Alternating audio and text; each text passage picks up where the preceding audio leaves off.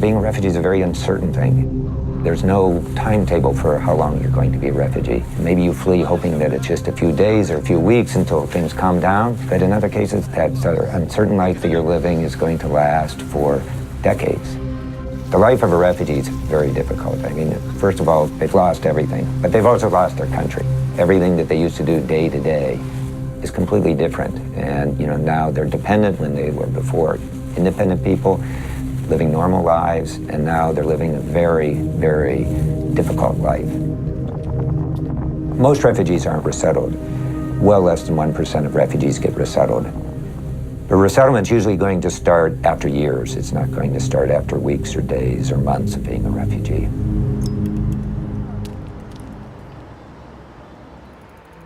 For many refugees, getting to the U.S. is like finishing the marathon. They went through the very long process, and finally they get here, And just like a marathoner, they hit that finish line, and they're ready to sort of collapse in exhaustion that they finally made it. And then they arrive, and somebody says, oh, by the way, maybe there's another 2 miles to the marathon. You've been through so much more, but there's just a little bit more. And so those first few months in the U.S. or any country is a time when, frankly, the refugees sometimes haven't thought about that much. The fact that they're going to learn a new language, that they're going to have new customs, that things are going to be so different.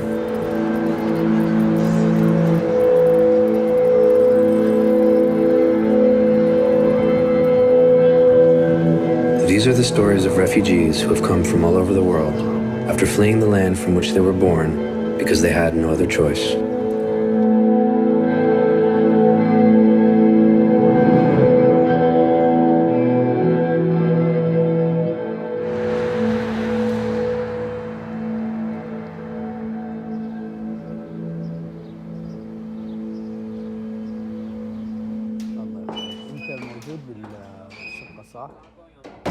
يلا احنا جايين هسه. يلا مع السلامة. Yeah, they're ready. They're ready. The landlord is ready.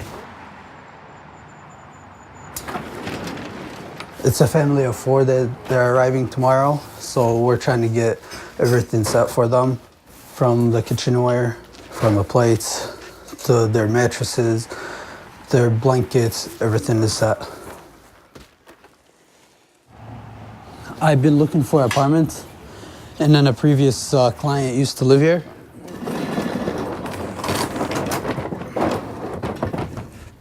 That's the side entrance. And when they moved out, I told the landlord, we have a family that's coming, so he held it up for us. This is the queen mattress frame. We're about to set it up for the parents. Their first problem is basically transportation. That's why we keep them close so we can take them to their appointments, health screening, DHS appointments, Social Security. We try to finish all that. And then basically after 2-3 months, if they're in the MG program, the matching grant program, they're good with finding them jobs. And then they get used to it. The community is very helpful. Like the family downstairs, she's volunteering to help them out with anything they need. It's gonna fit. I know clients, they arrived 2013, they're still in the same apartment. Yeah. Everything is set already. We kind of put some toys so they can come and see the toys in their beds to put a smile on their face. The kitchen table. And kind of got everything ready for them. The apartment is ready to move in, to be lived in. Yeah.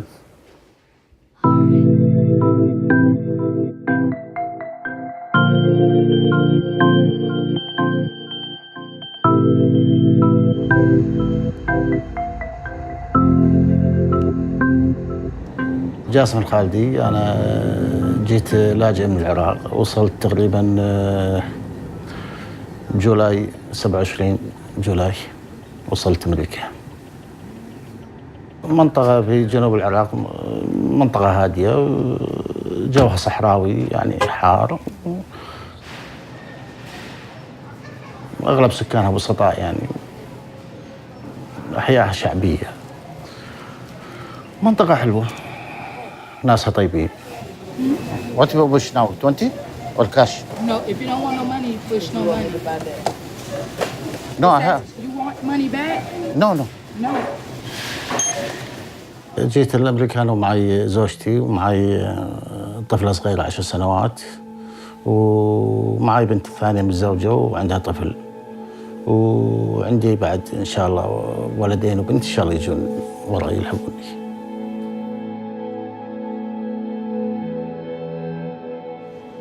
في عرب يعني مجموعة كبيرة من الجاليات العربية مثل اليمنيين العراقيين واللبنانيين موجودين بكثرة بالولاية هذه، وهذا يسهل علينا أن نتعامل معاهم، يعني خاصة اللي ما يتكلم اللغة الإنجليزية بطلاقة. أو أنا تقريبا من المستقبل لي أنا وزوجتي انتهينا، يعني ما باقي من العمر شيء، خلصنا. يعني أنا تجاوزت 50 وهي تقريبا على حدود 50.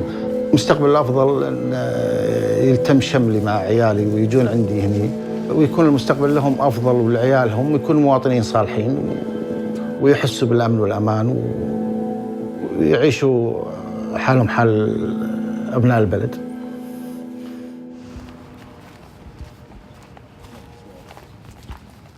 بنتي صغيرة مرتاحة وتأقلمت وحبت المدرسة وحبت الطاقم، يعني مدرساتها اللي معاها، وهم أيضا حبوها أنها تروح المدرسة، لأنها جد حبت المدرسة يعني. Y has the same ending sound. Very good. Now, no. What the opposite of a no? I have a new sweater. What the opposite of no? إيش يعني no? What is it?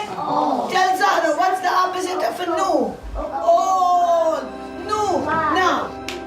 مثل الحين لما أشوف بنتي الصغيرة هذه 10 سنوات تدرس وفرحانة وقاعد تتعلم لغة وتعليم أفضل، ولما أسألها شنو تحب تكوني بكرة وشنو تكون، تقول أتمنى أصير دكتورة. يعني هي راسمة مستقبلها وسعيدة بحياتها، وأكيد راح يكون مستقبلها أفضل من ناحية التعليم من ناحية المعيشة. Show me the third Saturday. The third Saturday. Interesting Third, animals honey. Look are at it. found in the What January day 16th. was it? January 16. Very good. Very good. Go sit down. And how many Sundays?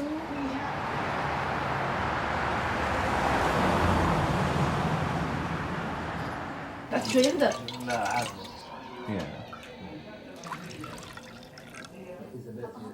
اشتغلنا في العراق أول قبل سقوط النظام، كان يعني نبيع ونشتري سيارات أو شغلات هالشكل. عملي معمل يعني باكجر، عمل شاق بالنسبة لي، عمل متعب طوال 8 ساعات تقريبا أكون واقف. عمل شاق بس لازم نشتغل. مستقبل أفضل لعيالي وأحفادي.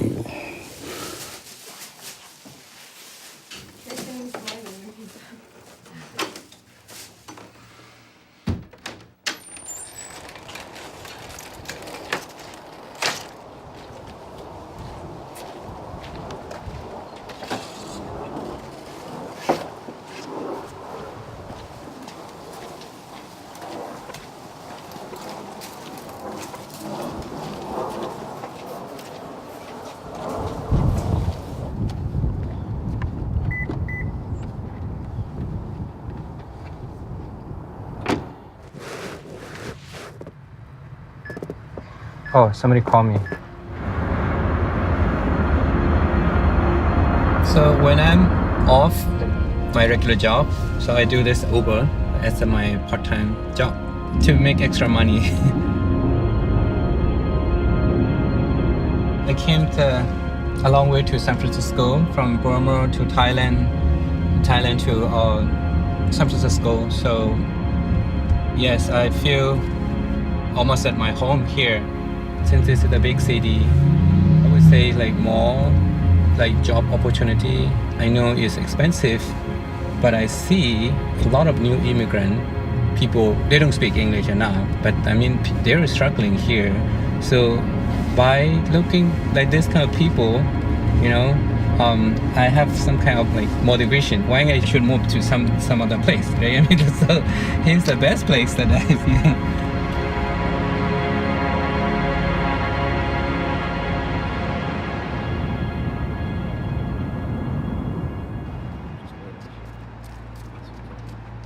At Newcomer Health Programs, they hire me to help Burmese population. So my role is contacting the new patient and then screening and interpreting during their visit. This is something related to the mental health, okay? This is not something that craziness that we know in Burma, just don't think about it. Have you ever had any nightmare or something that keep thinking that you don't want to think about it? Are you also feeling that you are being watched by somebody or guarded by somebody like this? Okay. There's a reason that for me like that I keep working at Newcomer Health Program. I believe this is like very meaningful job. People come from other places. There are a lot of refugees and asylees come here, and then we have to navigate them to in the new system. So I think it's really important to help those people because they have normally refugees mean they have a new place to return back. Their village destroy everything, burn down to the ground, and then a lot of people will kill. So a lot of innocent people will kill.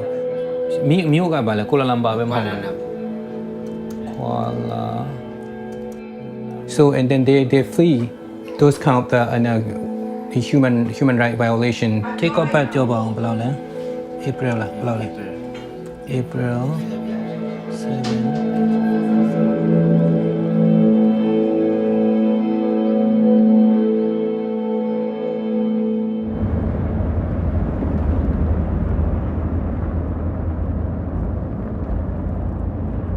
I sleep 2-3 hours a day. 3 hours is the max. If I sleep more than 3 hours a day, I feel my body really hurts. And this is because of the stress and trauma that I suffered, during the wars and stuff. When I started living alone at 12, I was dreaming. Every time I go to bed, I would dream about all this stuff throughout the night, and they'll keep me up. So rather than sleeping at night, I'll be busy thinking and reminiscing and crying and, having all the anxiety attack. And I wouldn't sleep. And when the morning comes again, I feel kind of excited a little because I'll be talking to people. And then at night, I won't sleep. Oh, okay. All right, thank you. Now we go. Oh, look at that. Go. See that? So I use this room when I want to rehearse, usually as a little office for me, when I have a speech coming up or a poetry reading or something. But it's also a playroom for the kids. Many people already know me, and they know what I do and stuff as a refugee activist. So the topic for the talk will be, I was not born a refugee. I was made one. And that's a phrase that I'll repeat throughout the speech, kind of get it to stick into people's brain. If you ask me what is poetry, I'll tell you it's a therapeutical process that I had to deal with to get rid of my demons. And as I started doing it, I realized that my demons were going away. We were a loving family, doing our daily activities during the day and praying together as a family. And then, boom, everything that I had disappeared in a single day. The war broke out. I found myself alone with my whole family disappeared. Killed, kidnapped, ran without me or imprisoned. I did not know.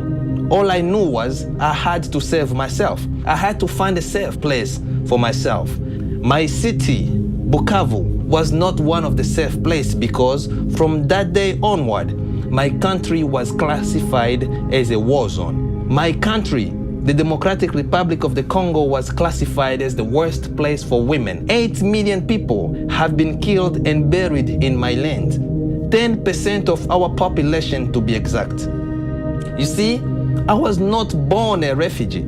I was made one. To survive, I had to walk through hell to find a safe place. Every second of every day was a mathematical calculation of how I can cheat death.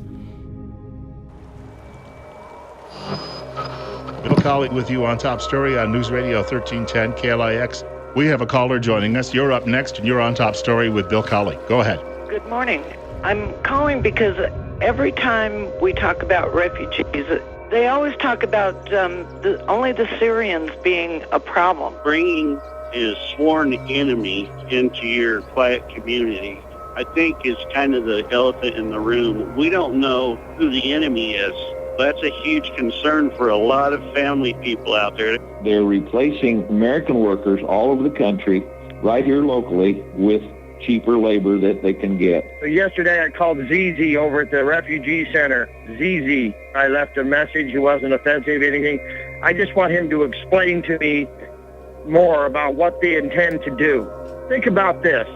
8 months ago, this issue wasn't even at the top of the mind of the people of southern Idaho, but it is now.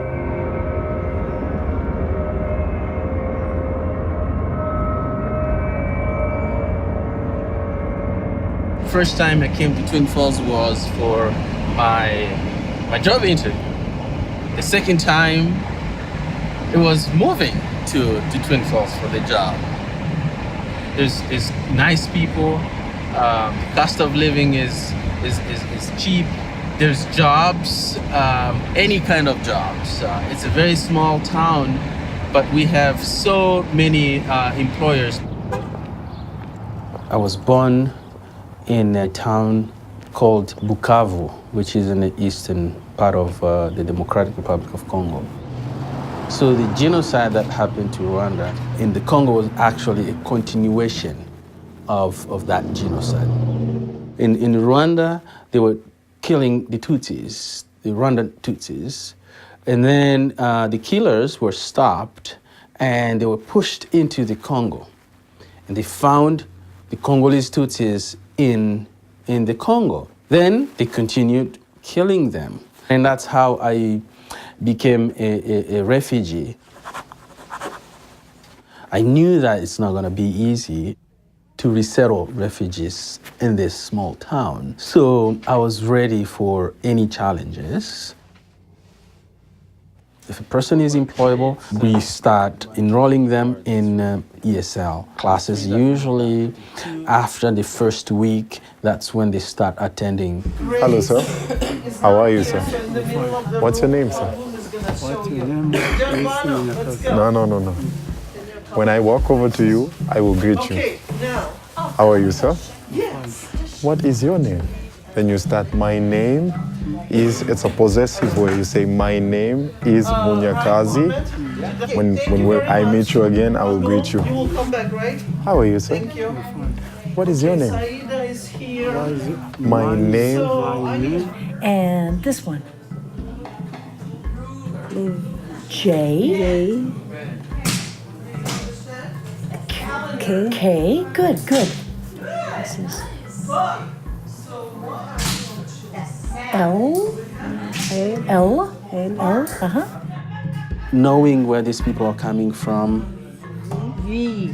staff members will repeat things over and over again to make sure that they understand those important skills. Will help them keep the job. The maximum we can actually help refugees with rent and utilities, it's 8 months. All employable refugees get jobs within 2-3 months after arrival, and they are at that time able to pay their rent.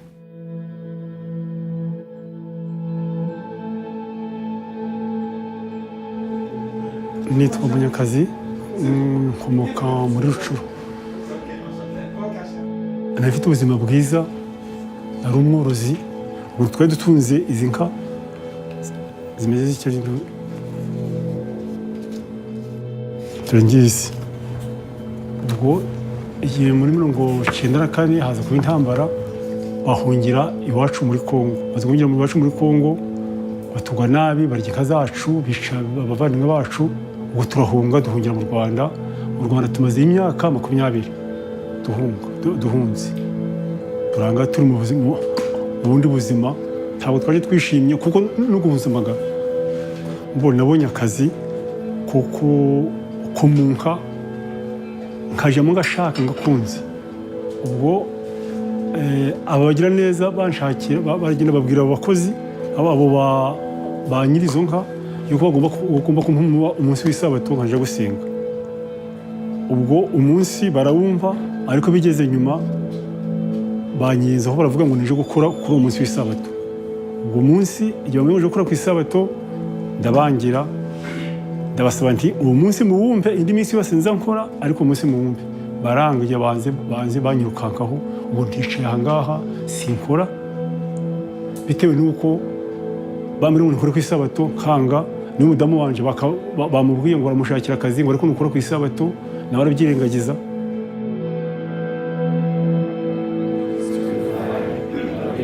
States of America and to the republic for which it stands, one nation under God, indivisible, with liberty and justice for all. Demographics in Twin Falls are changing due to industries here that rely on immigrant workers and due to the Refugee Center. Building a community among diverse populations can have growing pains. So we need to work together to develop ways to promote inclusion and ease conflict, focusing on our immigrant and refugee populations. I would like to give the opportunity to those in the public who have come to want to comment on this particular request this evening. Our nation is great because we have allowed, since its existence, immigration. It's a wonderful thing, but it's got to be an integration. It's really difficult to communicate with my neighbors because they won't speak English, whether they can or cannot, they don't. Where these refugees are coming from, they are not cultures that will integrate into the American society. I want to feel safe as a citizen here. I want my children to feel safe. They immigrate, they populate, and they segregate. That's the way they operate. We're seeing this on a microscopic level. The problems you have in big cities are starting to really show up here. The refugees should no longer come to Twin Falls. It's time to put an end to CSI's refugee program. And I hope with all my heart that this can be accomplished now. Thank you.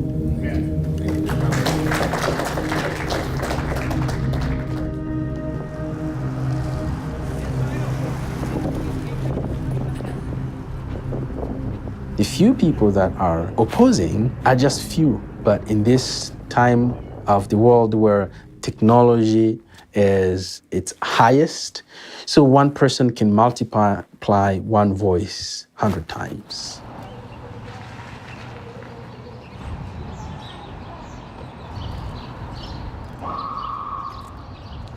Well, I came here from Liberia as a refugee in 1999 with my grandmother.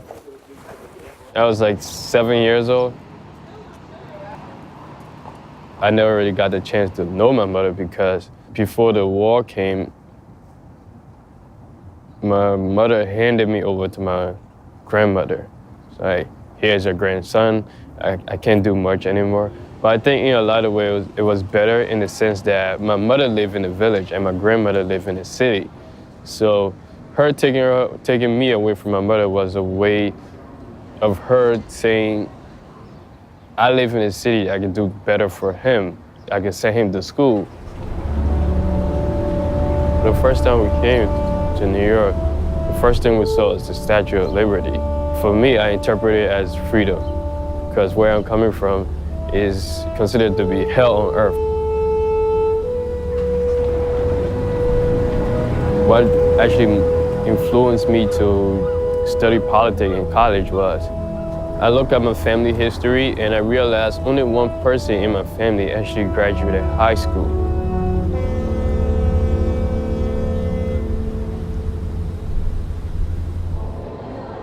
I go to school in Brooklyn. I wake up 6 in the morning, take a shower and everything, hop on the bus like around 7:30.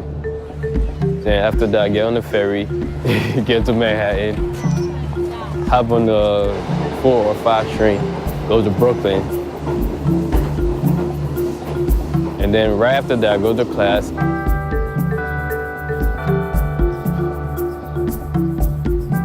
And then after class, I go to work.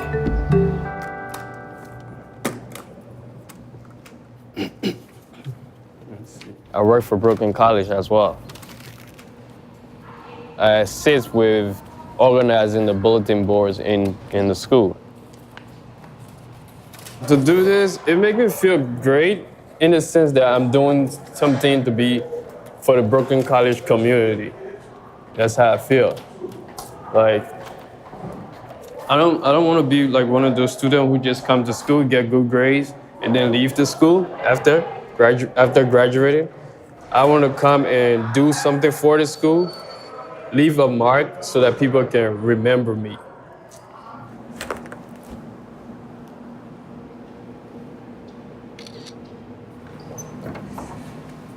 For myself, I want to have a decent job, a family. I feel like my purpose on earth is to help people, and that's something I really want to do. Also, just looking at where my country is in terms of, economic, education, a bunch of the other things that are going on there, I do feel like it is my purpose to do something for my country, for my people, and maybe help them in some sort of way.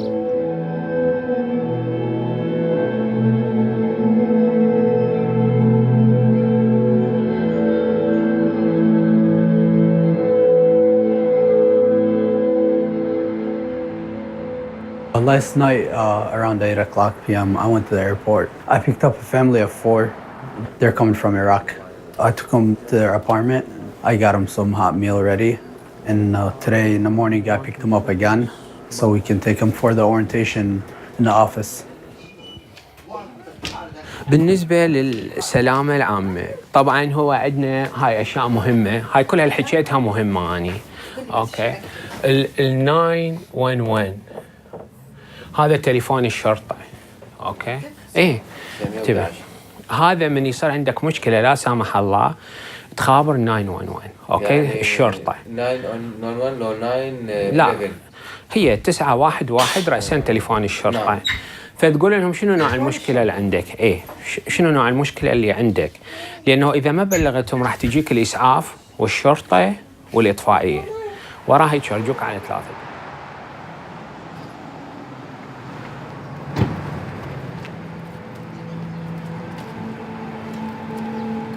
أنا اسمي عدي العامري جيت من العراق أنا وعائلتي زوجتي نغم النعيمي مع 2 بنات ملاك العامري ورحمة العامري سافرت من بغداد إلى دولة العراق إلى دولة تركيا وعشت في أحد محافظات تركيا وقدمت على الأمم المتحدة في أنقرة وصار استقبال من تقديمي كلاجئ وحصلت على الاستيطان أمريكا ورحبت بالاستيطان مال أمريكا لأن دولة أمريكا دولة متحضرة وأحسن دولة وأول دولة بالعالم. والله أول خطتي إنه أضمن مستقبل أطفالي بالدراسة وتعليم اللغة الإنجليزية وأتعلم اللغة الإنجليزية. أنا عندي معلومات بس شوية 3 سنوات بتركيا أريد أعيد معلوماتي إنه أسوي فايبريشن إنه معلومات أتعلم الإنجليزي أضبطه وأعيش إنه أشتغل لأن أنا إنسان عملي جدا أحب لأن أكون على مود عائلتي إنه شلون أوفر السعادة عن طريق العمل إنه working أشتغل خاطر أوفر كل.